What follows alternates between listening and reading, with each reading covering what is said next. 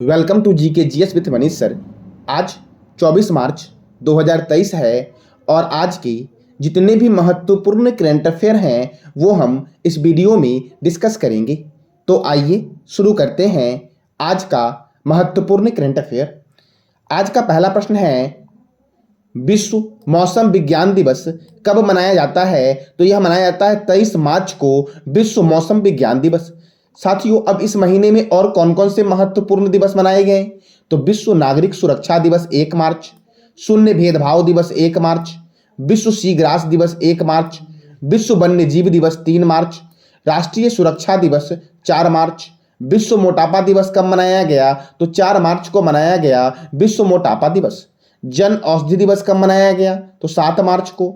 अंतर्राष्ट्रीय महिला दिवस 8 मार्च, नो स्मोकिंग डे 8 मार्च, विश्व किडनी दिवस 10 मार्च, अंतर्राष्ट्रीय गणित दिवस 14 मार्च, विश्व उपभोक्ता अधिकार दिवस कब मनाया गया? तो 15 मार्च को मनाया गया।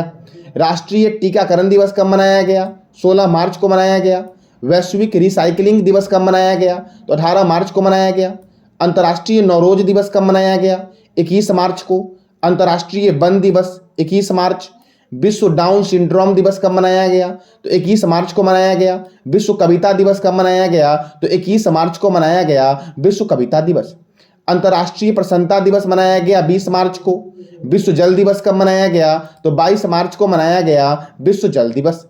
अब अगला प्रश्न है आपका, किसने कॉल बिफोर यू डिग नामक ऐप लॉन्च किया है? साथियों, तो भारत के प्रधानमंत्री नरेंद्र मोदी ने कॉल बिफोर यू डिग नामक एक ऐप लॉन्च किया है। साथियों, अब यह call before you dig app है क्या?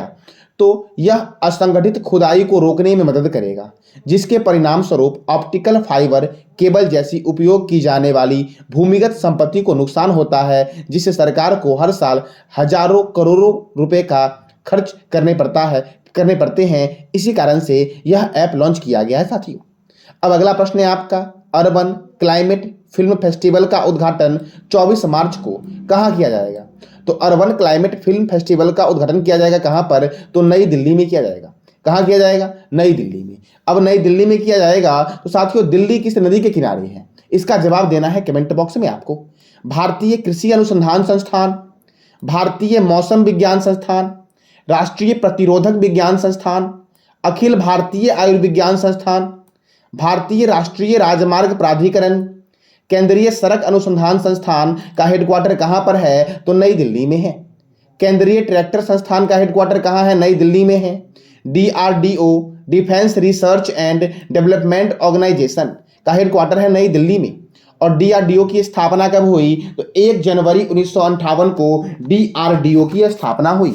कब हुई? तो 1 जनवरी 1958 को। और डीआरडीओ का मोटो क्या है? तो strength origin is in science. और डीआरडीओ के चेयरमैन हैं समीर वेंकटपति कामत। कौन है? तो समीर वेंकटपति कामत जो है वो डीआरडीओ के साथियों चेयरमैन है। किसान सम्मान सम्मेलन 2022 का आयोजन कहां हुआ? तो ये नई दिल्ली में हुआ। 14वां जनजाति युवा आदान प्रदान कार्यक्रम का आयोजन नई दिल्ली में हुआ।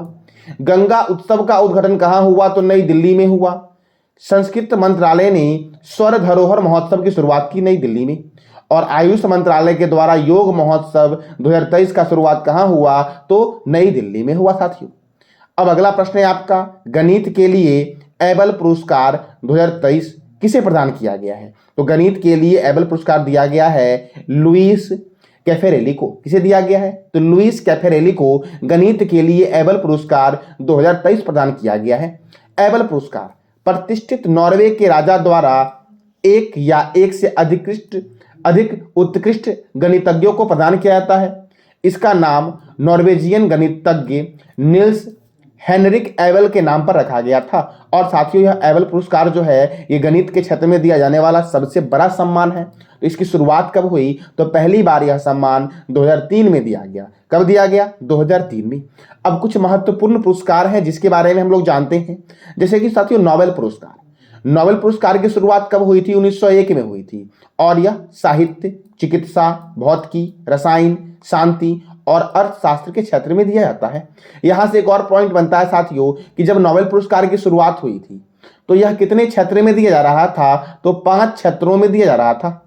और वर्तमान में 6 क्षेत्रों में दिया जा रहा है। तो साथियों अंतिम वाला क्षेत्र जो था साथियों आपको कौन सा था, तो इकोनॉमिक्स था। इकोनॉमिक्स में साथियों नोबेल पुरस्कार कब से दिया जा रहा है, तो 1969 से अर्थशास्त्र के क्षेत्र में नोबेल पुरस्कार दिया जा रहा है साथियों। अब बात करते हैं नेक्स्ट, तो पुलित्जर पुरस्कार किस क्षेत्र में मिलता है, तो पत्रकारिता के क्षेत्र में पुलित्जर पुरस्कार दिया जा रहा है और यह 1917 से दिया जा रहा है। ऑस्कर पुरस्कार फिल्म के क्षेत्र में दिया जाता है, किस क्षेत्र में, फिल्म के क्षेत्र में, और यह कब से दिया जा रहा है, तो यह 1929 से दिया जा रहा है ऑस्कर पुरस्कार। कलिंग पुरस्कार दिया जाता है विज्ञान के क्षेत्र में, किस क्षेत्र में, तो विज्ञान के क्षेत्र में दिया जाता है कलिंग पुरस्कार, और साथियों कलिंग पुरस्कार 1952 से दिया जा रहा है। मान बुकर पुरस्कार साथियों किस क्षेत्र में दिया जाता है, तो साहित्य के क्षेत्र में दिया जाता है मान बुकर पुरस्कार, और मान बुकर पुरस्कार की शुरुआत कब हुई, 1969 में हुई। और साथियों मैंने एक और प्रश्न बताया 1969 से कि 1969 में ही अर्थशास्त्र का नोबेल पुरस्कार दिया जा रहा है। ग्रैमी पुरस्कार दिया जाता है संगीत के क्षेत्र में, किस क्षेत्र में, तो ग्रैमी पुरस्कार दिया जाता है संगीत के क्षेत्र में, और यह 1958 से दिया जा रहा है। ज्ञानपीठ पुरस्कार दिया जाता है साहित्य के क्षेत्र में, किस क्षेत्र में, तो साहित्य के क्षेत्र में, और यह 1965 से दिया जा रहा है। सरस्वती सम्मान भी दिया जाता है साहित्य के क्षेत्र में, किस क्षेत्र में, तो साहित्य के क्षेत्र में दिया जाता है सरस्वती सम्मान, और इसमें साथियों 5 लाख रुपया मिलता है, और यह 1991 से दिया जा रहा है। वाचस्पति पुरस्कार साथियों संस्कृत और साहित्य के क्षेत्र में दिया जाता है, किस क्षेत्र में, तो संस्कृत साहित्य में उत्कृष्ट योगदान वाले व्यक्ति को दिया जाता है, और यह 1992 से दिया जा रहा है साथियों। कब से, तो 1992 से। और 1991 से कौन सा सम्मान दिया जा रहा है साथियों, मैंने भी तुरंत बताया आपको, सरस्वती सम्मान 1991 से दिया जा रहा है। और वाचस्पति पुरस्कार साथियों कब से दिया जा रहा है, तो 1992 से। व्यास सम्मान, ये साहित्य के क्षेत्र में दिया जाने वाला सबसे बड़ा सम्मान है व्यास सम्मान, और व्यास सम्मान साथियों ये किस क्षेत्र में जाता है, साहित्य के क्षेत्र में। कबीर पुरस्कार ये सामाजिक सद्भाव के क्षेत्र में दिया जाता है। और साथियों ध्यानचंद्र पुरस्कार, आपको बताना है कि ध्यानचंद्र पुरस्कार किस क्षेत्र में दिया जाता है, इसका जवाब देना है कमेंट बॉक्स में आपको। भटनागर पुरस्कार ये 1957 से दिया जा रहा है विज्ञान के क्षेत्र में, किस क्षेत्र में, तो विज्ञान के क्षेत्र में भटनागर पुरस्कार 1957 से दिया जा रहा है। एक पुरस्कार साथियों धन्वंतरी पुरस्कार है, ये चिकित्सा के क्षेत्र में दिया जाता है, किस क्षेत्र में दिया जाता है, तो चिकित्सा के क्षेत्र में, और 1971 से दिया जा रहा है। बोरलंग पुरस्कार कृषि की पैदावार में उल्लेखनीय योगदान के लिए दिया जाता है बोरलंग पुरस्कार, और यह 1973 से दिया जा रहा है। कब से, तो 1973 से। बीसी राय पुरस्कार यह चिकित्सा के क्षेत्र में दिया जाता है, बीसी राय पुरस्कार किस क्षेत्र में, तो बीसी राय पुरस्कार दिया जाता है चिकित्सा के क्षेत्र में। साथियों आपको बताना है कमेंट बॉक्स में कि भारत रत्न कब से दिया जा रहा है, इसका जवाब देना है कमेंट बॉक्स में आपको। अब अगला प्रश्न है, हाल ही में सिनियाह द्वीप जहां सबसे पुराना पर्ल टावर मिला है, यह किस देश में स्थित है, सिनियाह द्वीप साथियों, तो यह स्थित है संयुक्त अरब अमीरात में। कहां, तो संयुक्त अरब अमीरात में। साथियों कल मैंने बताया था जापान के बारे में आपको कि जापान साथियों भारत के प्रधानमंत्री को आमंत्रित करेगा G7 की अध्यक्षता में, मतलब G7 के बैठक में साथियों भारत के प्रधानमंत्री को जापान के प्रधानमंत्री फूमियो किशिदा ने आमंत्रित किया है। तो आपको बताना है जापान के बारे में कि जापान की राजधानी क्या है, जापान की करेंसी क्या है, और जापान के संदर्भ में आप जो भी जानते हो उसके बारे में आज बताना है कमेंट बॉक्स में। अब यूनाइटेड अरब अमीरात में साथियों पर्ल टावर मिला है, तो यूनाइटेड अरब अमीरात की राजधानी क्या है, अबू धाबी। इसकी करेंसी क्या है, यूनाइटेड अरब अमीरात दिरहम। इसके प्रेसिडेंट कौन है, मोहम्मद बिन जयाद अल नयान। इसके प्राइम मिनिस्टर कौन है, तो मोहम्मद बिन रशीद अल मख्तूम जो हैं वो हैं यूनाइटेड अरब अमीरात के प्राइम मिनिस्टर। साथियों 28वें जलवायु सम्मेलन 2023 की मेजबानी कौन करेगा, तो ये करेगा संयुक्त अरब अमीरात। संयुक्त अरब अमीरात का एक शहर था अल मिनहाद, इसका नाम बदलकर क्या कर दिया गया है, तो हिंद शहर कर दिया गया। क्या कर दिया गया है, हिंद शहर। अगला प्रश्न है आपका, केरल के सर्वोच्च नागरिक सम्मान केरल पुरस्कार अंगल से किसे सम्मानित किया गया है, तो S.T. वासुदेवन नायर को साथियों केरल का सर्वोच्च नागरिक सम्मान केरल पुरस्कार अंगल से सम्मानित किया गया है, और यह केरल का सर्वोच्च नागरिक सम्मान है साथियों।